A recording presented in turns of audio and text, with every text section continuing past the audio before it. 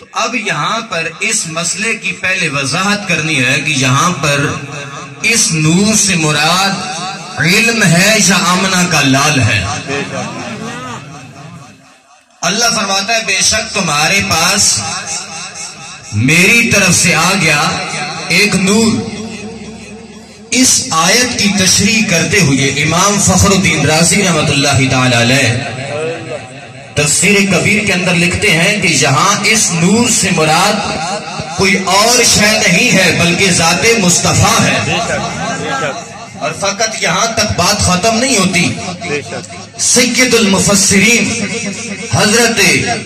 عبداللہ بن عباس رضی اللہ تعالی عنہ تفسیر ابن عباس کے اندر لکھتے ہیں کہ لوگوں یہ جو قد جاءکم من اللہ نور ہے، اس نور سے مراد کوئی اور چیز، کوئی اور روشنی نہیں ہے، اس نور سے مراد رب کا محبوب محمد عربی ہے۔ اور یہاں پر بھی بات ختم نہیں ہوتی بلکہ امام جلال الدین سیوطی رحمۃ اللہ تعالی علیہ تفسیر جلالین کے اندر اور اس کے علاوہ امام ابو البرکات عبداللہ بن احمد رحمۃ اللہ تعالی علیہ نے تفسیر مدارک کے اندر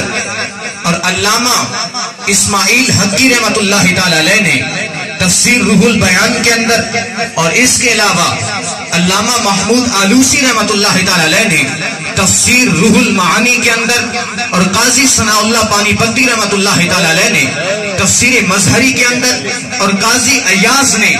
اس کو شفا شریف کے اندر اور اس کے علاوہ ملا علی قاری نے موضوعات کبیر کے اندر اور اس کے بعد حضرت علامہ معین الدین وائس کاشفی رحمۃ اللہ تعالی علیہ نے تفسیر حسینی کے اندر اور اس کے علاوہ دیگر بے شمار محدثین و مفسرین نے